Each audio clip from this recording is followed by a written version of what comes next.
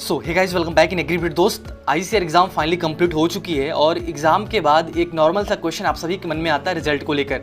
तो रिजल्ट कब तक आ जाएगा और रिजल्ट से पहले की भी कुछ प्रोसेस होती हैं, जैसे कि प्रोविजनल आंसर की रिलीज करना, उसके बाद फाइनल आंसर की रिलीज करना, उसके बाद आता है रिजल्ट। लेकिन इसी बीच में एक प्रोसेस होता है आईसीआर एग्जाम में नॉर्मलाइजेशन का। ठीक है, तो ये होता क्या है वो चीज़ मैं आपको बता दूं। तो सबसे पहली चीज़ यह कि लास्ट ईयर वाली मिस्टेक इस बार ना हो। ठीक है, काफ़ी सारे बच्चे अच्छे मार्क्स ला के भी कॉलेज से उनको नहीं मिल पाया है। सो उस प्रॉब्लम्स को इस बार दोबारा रिपीट ना किया जाए, इसलिए मैं आपको पहले वीडियो बना के इन्फॉर्मेशन दे रहा हूँ कि आपको करना क्या आगे। ठीक है, तो नॉर्मलाइजेशन होता क्या है ये बता दूं।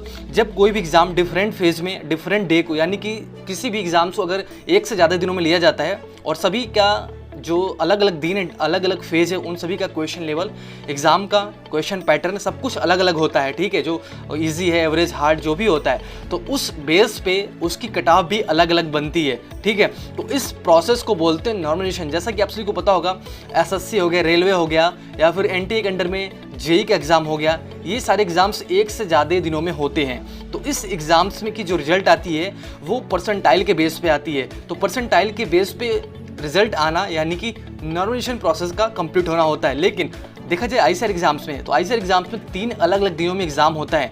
तो मैं बात करूंगा पहले रिजल्ट की। तो रिजल्ट की बात करूं, रिजल्ट आपका अक्टूबर के फर्स्ट वीक तक आ जाएगा। ठीक है, सेकंड चीज़ है कि रिजल्ट किस बेसिस पे आएगा, परसेंटाइल बेस पे या फिर रैंक बेसिस पे। पहले एग्जाम जब एनटीए के अंडर में नहीं होता था, सीबीएसई एग्जाम्स लेती थी, तो रिजल्ट आपका वनडे एग्जाम होता था और मैक्सिमम 15 दिनों में कोई रिजल्ट आ जाता था कि जो कि रैंक और मार्क्स दोनों होते थे। लेकिन जब से एनटीए एग्जाम्स ले रही है, तो एनटीए 3 अलग अलग दिनों में एग्जाम लेती है। ठीक है, लास्ट ईयर से एनटीए 3 अलग अलग दिनों में 6 शिफ्ट में एग्जाम्स लेती है। लेकिन लास्ट ईयर नॉर्मलाइजेशन प्रोसेस नहीं होता। मे भी हम आशा करते हैं, आई होप कि ये एग्जाम इस बार रिजल्ट आपका नॉर्मलाइजेशन बेसिस पे रिलीज किया जाए। जैसा कि बात करें 7, 8 और 9 सितंबर को, ठीक है, ये एग्जाम हुआ है। तो 7 को जो मॉर्निंग और इवनिंग शिफ्ट था, इन दोनों का जो क्वेश्चन पेपर था, ठीक है, ये क्वेश्चन लेवल तो काफ़ी हार्ड था, तो इसकी कट ऑफ जाहिर सी बात है कि थोड़ी कम जाएगी। ठीक है, वहीं अगर 8 या फिर 9 की मॉर्निंग की बात करें तो उसकी जो पेपर लेवल था वो थोड़ा स्लो था, थोड़ा इजी था। ठीक है, तो वहाँ पे कट ऑफ थोड़ी हाई जाएगी। ठीक है, तो प्रॉब्लम होती है उन बच्चों की जो अच्छे मार्क्स अचीव करने के बाद भी,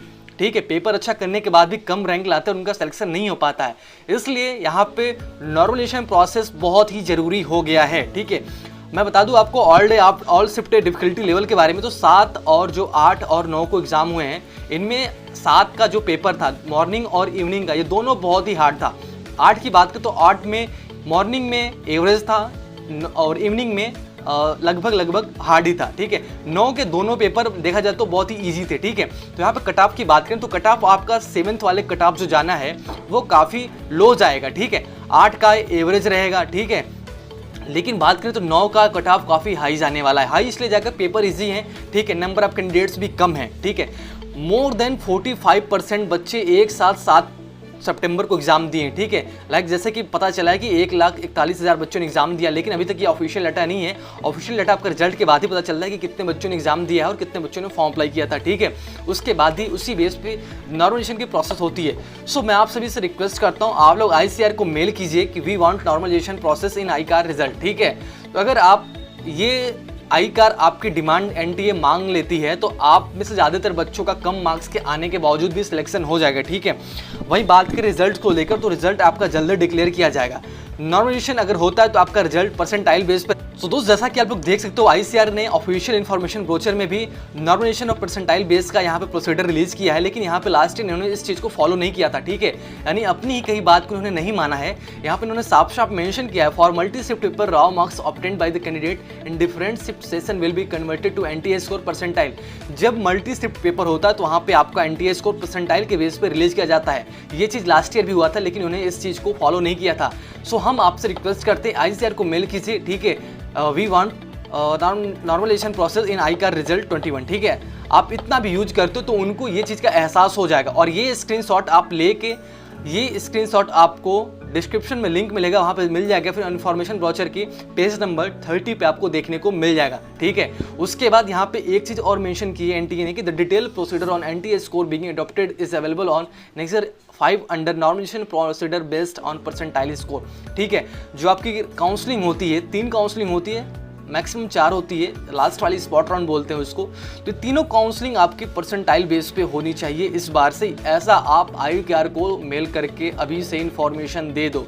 अगर बाद में कुछ गड़बड़ी होती है तो आपकी बात नहीं सुनी जाएगी। रिजल्ट के बाद कोई भी इंपॉर्टेंट चीज़ें नहीं होती है। अभी प्रोविजनल आंसर की, फाइनल आंसर की आना बाकी है। फाइनल आंसर की में अगर आपको लगता है कोई क्वेश्चन गलत हो तो आप उसको पर क्वेश्चन 100 रुपये सबमिट करके वहाँ पे क्वेश्चन को चैलेंज कर सकते हो। ठीक, अगर आपका क्वेश्चन सही हुआ तो आपको 100 रुपये रिटर्न मिल जाएंगे, अगर गलत हुआ तो 100 रुपये आपको रिटर्न नहीं मिलते। ये चीज़ बात की प्रोसेस है, आंसर की प्रोसेस है। ठीक है, लेकिन उसके पहले आपको बता दूं NTA ने एक साफ साफ क्लियर चीज़ मेंशन किया पॉइंट नंबर 3 पे कि in the case of subject test is conducted in multi-shift, NTA score will be calculated corresponding to the raw marks obtained by a candidate. The calculated NTA score for the raw marks for all the shift session will be merged for further processing for dedication the allocation. Like आपको पता होगा JEE mains का paper होता है तो वहाँ पे nomination process को अपनाया जाता है क्योंकि वहाँ पे मल्टी शिफ्ट पेपर होते हैं। लेकिन NTA के ICAR के पेपर में ऐसा नहीं होता, बिकॉज NTA ICAR को कुछ मानती ही नहीं है। नॉर्मल सा एग्जाम लेके फिर जहाँ से मन दिया वहाँ से क्वेश्चन देके, आप लोग देखोगे biology question out of NCERT थे। मतलब इस बात का कोई सेंस ही नहीं है कि पेपर बना रहे हैं या फिर अब क्या ही बोलूँ मैं, बात की बात है यार, छोड़िए उसको। लेकिन अभी आपने एग्जाम दे दी चुका है, अब आपको करना है क्या है, NTA को मेल करना है नॉमिनेशन प्रोसेस के लिए। आपको मेरी हेल्प चाहिए तो आप मुझसे पर्सनली टेलीग्राम पे, इंस्टाग्राम पे हेल्प ले सकते हो, मैं आपकी पूरी हेल्प करूँगा। And first of all thing यार, चैनल को सब्सक्राइब कर लीजिएगा। आपको हमेशा रेगुलरली सबसे पहले ICAR की अपडेट और सभी एग्रीकल्चरल एग्जाम्स की update time to time regularly मिलती रहेंगी। सो दोस्त, अभी रिजल्ट आने में आपका मैक्सिमम 20 to 25 डेज का टाइम बचा हुआ है। सो इस प्रोसेस में आप अभी मेल करके जितनी ज़्यादा से ज़्यादा संख्या में वहाँ पे मेल करोगे उतने ही आपको NTA इस बात को सीरियसली लेने वाली है। ठीक है, तो मिलते हैं नए वीडियो में जिसकी ऑफिशियल अपडेट आती है। And thank you for watching video देखने के लिए। कोई भी अगर प्रॉब्लम हो तो आप इस कमेंट बॉक्स में पूछ लीजिएगा। And thank you for watching. ठीक है।